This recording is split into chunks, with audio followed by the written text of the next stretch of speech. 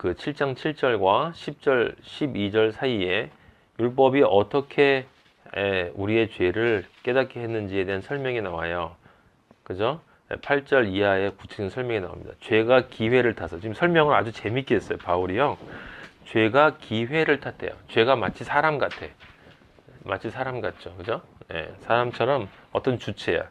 기회를 타서 율법 계명으로 말미암아 내 속에서 온갖 탐심을 이루었어. 실제 탐심을 이룬 건 누구예요? 내가 이룬 건데, 죄가 탐심을 만든 것처럼 지금 설명을 하죠. 왜 그렇게 되는 거예요? 그 죄가 계명 때문에 죄임이 드러난 거다 이 말이에요. 그죠? 탐심이 명문화되었다 이거야. 사람들에게 그것이 그것이라는 것을 알게 되었다. 마치 그게 죄가 기회를 타고 살짝 스며 들어와서 탐심을 만들어낸 것처럼 설명을 하는데, 실제로는 위에서 얘기한 바로 그 뜻이에요. 율법이 없으면 죄가 죽은 것입니다. 죄가 죽은 것이다 라는 말이 뭐예요? 내가 죄를 모른다라는 뜻이에요. 아까도 제가 얘기했지만 죽었다라는 말은 생명현상이 없는 것이에요. 생명현상, 실제 해야 할 활동을 하지 못하는 것.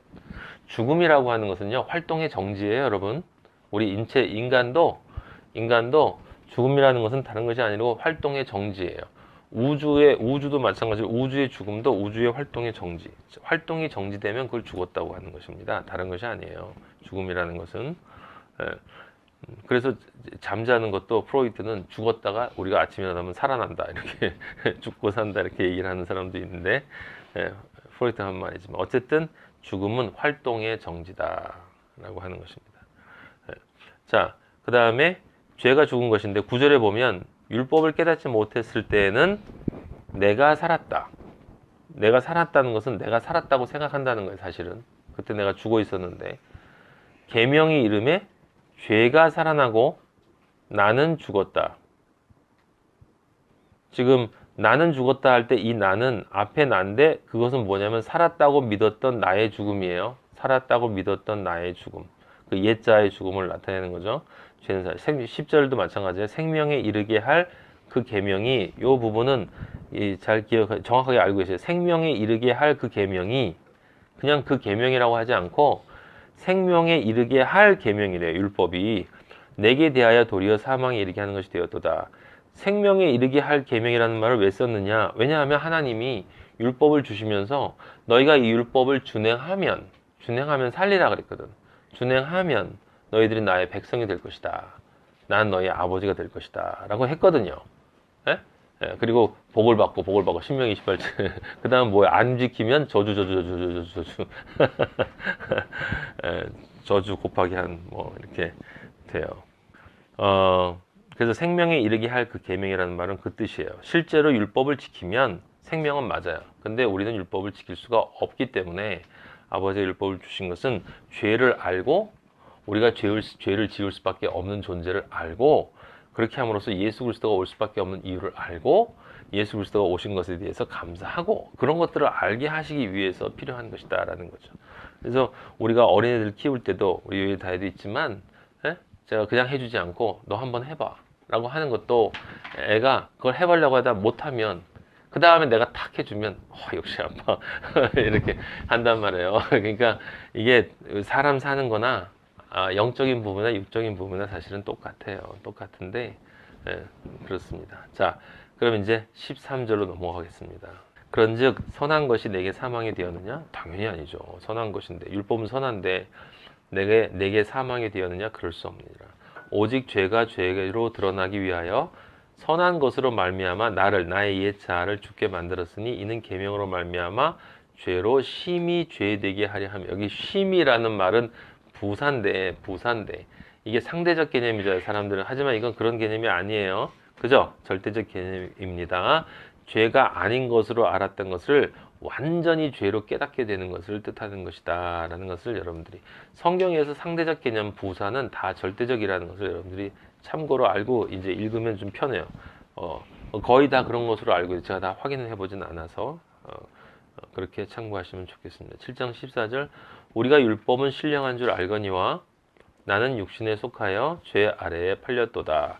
지금 율법이 신령한 줄 안다니, 아까 그 얘기예요. 생명에 이르갈 율법, 하나님 아버지가 주신 것이거든요. 생명의 법으로. 그러니까 당연히 하나님의 하나님이 영으로 내려오신 것은 아니지만 하나님의 영적인 감동에 의해서 우리에게 주신 것이기 때문에 율법도 역시 하나님으로부터 나온 것이다. 근데 나는 육신에 속하여 죄 아래에 팔렸어요. 그러니까 율법도 역시 원래는 어디에 속하는 거란 얘기예요? 영적인 영역에 속하는 것이다. 성령의 영적. 왜? 율법이 생명을 주는 것이 원래는 이 세상 것이 이 세상의 육에 속하는 죄와 마찬가지로 육에 속하는 게 아니다라고 하는 것입니다. 네, 원래 영에 속하는 것인데 그게 내려와서 우리로 하여금 우리의 행위가 죄라는 것을 깨닫게 해주는 기능을 했다라고 하는 것이죠. 네. 15절 내가 행하는 것을 내가 알지 못하나니 내가 원하는 것은 행하지 아니하고 도리어 미워하는 것을 행하며. 자, 여기서부터 이제 14절 또는 15절, 이 14절 15절부터 이야기가 이제 무엇으로 넘어가게 되냐면 그리스도인이 이제 인생을 살아가면서 죄를 지을 수밖에 없는 이야기로 넘어가는 거예요. 지금 여기서 반전인데 반전에 대한 이야기가 정확하게 표현이 안 돼 있어요. 이 14절은 앞으로 해석해도 되고 뒤로 해석해도 되거든요. 근데 15절은 정확하게 지금 그리스도인으로서의 모습인 거예요. 내가 그리스도인으로 이제 앞에서 이야기한 것처럼 하나님 아버지가 원하는 그 삶을 예수 그리스도를 믿는 믿음 안에서 살려고 하는데 내가 원하는 것은 행하지 아니하고 미워하는 것을 행한다. 그래서 이 15절부터는 우리 그리스도인이 십자가의 길을 가면서 반드시 가질 수밖에 없는 질문이 나오게 되는 거예요. 갈등에 대한 얘기가. 15절이. 예, 아시겠죠? 근데 만일 내가 원하지 아니하는 그것을 행하면 내가 이로써 율법이 선한 것을 시인한다 라고 함으로써 율법이 원래 선한 것인데 나는 그렇지 않다라는 것을 증명을 하고, 그런데 7장 17절에 거기에 대한 답이 나온다면, 그러니까 지금 앞에 율법이 선하다는 이야기를 쭉 해나가다가 어디로 넘어가는 거냐면 내가 그리스도인으로서 살아가면서 율법을 어기는 것으로 넘어가야 된다는 거죠. 근데 앞부분에서 원래 바울이 무슨 얘기한 거예요? 율법에 대해서 나는 죽었다. 분명히 죽었다. 그러니까 거기에 대한 아무 관계가 없는데 그런데 원하지 않는 것을 행한다라는 거예요. 그러니까 뭔가 같이 연결되어 있다는 얘기를 지금 하고 싶은 거죠. 그러니까 그거를 그런 식으로 자연스럽게 지금 넘어가는데 이 반전이 되는 단어가 오늘 제목이에요. 17절에. 네, 이제는이에요. 이제는. 네, 이제는. 다른 문장들은 다 여기도 걸리고 저기도 걸리지만 이제는이라는 이 단어는 분명하게 그리스도인으로 믿음으로 그리스도인이 된 상태로 이제는이에요. 이게 아시겠어요? 이제는 그것을 행하는 자가 내가 아니요 내 속에 거하는 죄니라. 이 말이 굉장히 중요해요. 네, 지금 그 위에 16절에 내가 원하지 아니하는 그것을 행한다라고 했잖아요. 근데 지금 17절에 보면 이제는이라고 해놓고 그것을 행하는 자가 내가 아니요 내 속에 거하는 죄라고 그랬어요. 이 말이 여러분 그냥 단순하게 들으면 그냥 그렇게 이해가 되지만 사실은 단순한 말이 아니에요. 왜냐하면 우리가 보통 기도하거나 이렇게 서로 대화를 나눌 때 영적 전쟁을 이야기할 때 우리가 보통 이렇게 얘기하거든요. 내 옛자와 내 새자의 영적 전쟁이 우리 안에 있다 라고 얘기한단 말이에요. 네? 네. 근데 바울은 그렇게 얘기하면 안 된다는 거예요. 지금 무슨 얘기냐면 내 안에 있는 나는 하나야. 하나. 둘이 아니고 잘 들어요. 둘이 아니고 하나야. 하나.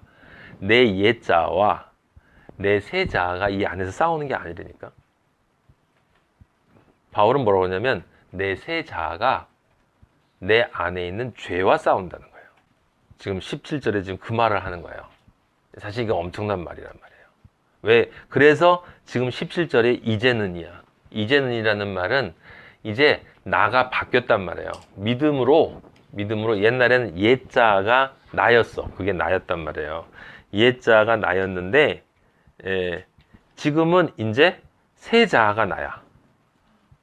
근데 내가 어떻게 둘일 수 있어? 이 안에 나는 둘일 수가 없어요. 옛자와 새자와 싸움이. 왜냐하면 옛자는 사탄의 자식이야. 새자는 하나님의 아들이야. 근데 이 안에서 사탄의 자식과 하나님의 아들이 싸워요? 그게 아니거든. 나는 하나님의 아들이 됐거든. 그리스도 예수 안에 있으면 새로운 피조물이거든. 완전히 새로운 자아가 됐거든. 하나님의 아들이 됐거든. 근데 거기 어떻게 또 다른 나가 있어? 사탄의 아들이 왜 아직도 거기 있어? 그거는 아들이 아니란 뜻이지. 아들이 아니란 뜻이지. 나는 분명히 하나님의 아들이 됐단 말이에요. 그럼 이제 나는 하나님의 아들이야. 하나님의 아들이에요. 새롭게 창조됐어. 부활해서 새로운 존재가, 새로운 피조물이 됐어. 완전히 새로운 존재가 됐어요. 그게 나야. 그게 나라고. 그런데 이 안에 옛 자아가 있다는 건 말이 안 된단 말이에요. 그러니까 우리가 상식적으로는 이제 그런 식으로 표현을 한다 하더라도 정확히 알아야 될 것은 무엇이냐면 내 안에 벌어진 영적 전쟁은 두 개의 나의 싸움이 아니고 나하고 뭐겠어요? 내 안에 남아있는, 굳이 얘기하자면 옛 자아가 남기고 간 찌꺼기들. 옛 자아가 남기고 간 찌꺼기들. 어디 안에 있는 찌꺼기들? 마음속에, 육체 안에 습관적으로 남아있는 찌꺼기, 마음속에 남아있는 찌꺼기들. 생각을 통해서 생각 속에 남겨진 거, 기억 속에 남겨진 거, 그 다음에 욕망 속에 남겨진 거, 이런 것들이 내 안에 군더더기처럼 많이 붙어 있다고 제가 얘기했죠. 그걸 여러분들한테 그래서 제가 나는 성령이 내 안에 들어오면 내 영이 연합을 해서 이제 하나님의 아들로 변했단 말이에요. 아버지가 볼 땐 제가 전에 말씀드린 것처럼 우리 안에 죄가 있느냐 죄가 없느냐, 죄 있다 당연히 죄가 있다. 그런데 하나님 아버지 우리한테 죄 없다고 하신다. 그건 예수 보혈로 덮었기 때문에 아버지가 안 봐주시는 거예요. 간과해 주신다라고 얘기해요. 간과. 안 본 것처럼 해주신다는 거예요. 하나님 아버지가. 예. 근데 그 하나님 아버지가 안 본 것처럼 한다는 이야기는 다 보면서 안 보이는데 이런 게 아니라 하나님 아버지는 진짜로 안 봐주신다는 이야기예요. 아버지가 보시면 진짜 안 보이는. 예. 실제로 안 보인단 말이에요. 하나님 아버지가 우리를 보면 안 보여요. 안 보여요. 예수님의 보혈이 있기 때문에. 근데 믿음이 없으면 예수님의 보혈에 뭐가 생겨? 균열이 생겨. 그 균열이 생기면 그 틈 사이로 우리가 보여. 그럼 더러워요. 보인단 말이에요. 그래서 우리가 믿음의 방패를 가져야 돼요. 그 사탄에 대한 믿음의 방패인 건데, 하지만 그 믿음은 또 뭐가 되냐면 예수 그리스도의 보혈에 대한 믿음은 우리가 가지고 입어야 될 의의 옷이란 말이에요. 그 의의 옷이 찢어지면 틈이 보인단 말이에요. 하나님이 보이거든. 보이면 지저분해. 그래서 믿음이 온전하지 않으면 하나님 아버지 앞에 못 가는 거예요. 믿음이 온전해야 예수님의 보혈에 대한 믿음은 확고해야 돼요. 그건 확고해야 돼. 그게 바로 우리 옷을 예수님의 피로 짜야 돼. 계시록에 그 말이 나오잖아요. 우리의 옷을 예수 보혈로 짜지 않은 사람은, 그래서 짜가지고 이렇게 희게 한 사람, 하지 않은 사람은 하나님 나라에 들어올 수 없다라고 하는 것입니다. 근데 이제 여기 한 가지 질문이 더 있는데, 제가 여러분들한테 설명을 드렸는 게 뭐가 있었냐면, 영어로 얘기하면 이제 원래 우리 안에 하나님 아버지가 영을 넣어 주셨어요. 영을. 그게 원래의 나죠. 영어로 얘기하면 그 셀프라고 그랬어. 셀프. 영이 셀프야. 그 셀프가 자기 자신을 무엇으로 만들 것인가를 선택한단 말이에요. 그죠? 그래서 셀프는 무엇을 선택하는데, 그 영이 내 몸인 육을 사용해서 경험을 해가지고 혼을 만들어요. 그래서 혼을 만들어. 그래서 영육혼이 만들어지는 거야. 그래서 영이 육을 사용해서 혼을 만들면 그 혼과 육과 영을 합쳐서 뭐라고 그래요? 그걸 에고라고 그래요. 그게 우리가 얘기하는 자아예요. 자아. 옛자, 새자라고 할 때 그 자아가 바로 이 셀프인 내가, 이 안에 있는 영이, 하나님이 나한테 넣어주신 그 영은, 그거는 셀프인데, 그 셀프를 한글로 번역을 하자면 뭐라고 번역이 되냐면, 지금 제가 여러분들에게 두 개의 나는 있을 수 없다고 그랬잖아요. 그러면 셀프하고 에고는 뭐예요? 같은 거야. 같은 거여야 되는 거예요. 셀프는 그런데 아직 되어지지 않은 나.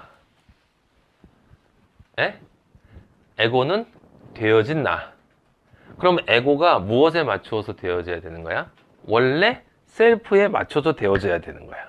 그게 이 셀프가 나의 몸을 하나님의 말씀의 뜻에 따라서 내 몸을 움직여서 마음을 만들어서 혼을 만들면, 그러면 그 셀프에 정확히 부합되는 혼과 육이 만들어지지. 그게 영혼, 육이 그렇게 만들어진, 그게 이제 예수 그리스도와 동일한 자아가 되는 거지, 나가.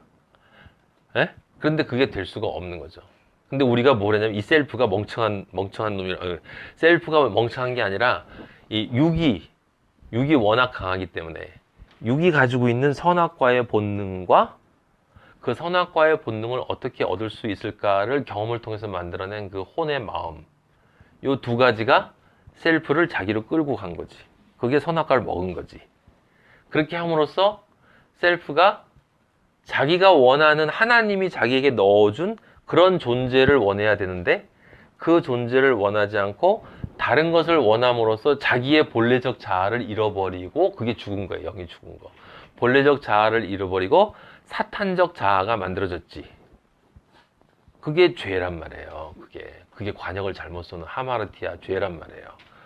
셀프가 관역을 잘못 쏴서, 그러니까 우리가 보통 생각할 때 하나님을 원해야 되는데 사탄을 원했다, 또는 하늘을 원해야 되는, 천국을 원해야 되는데 세상을 원했다, 이렇게 쉽게 얘기하는데, 그냥 간단한 얘기가 아니라, 원래 우리 안에 셀프가 들어와 있고, 하나님 우리를 창조할 때 우리 안에 셀프가 있는데, 그 셀프는 불완전한 몸을 가지고, 약하고 약한 흑인 몸을 가지고, 셀프인 하나님으로부터 온 하늘의 영적인 것이 이 육적인 약한 것을 가지고 하늘나라에 올라가야 된단 말이에요.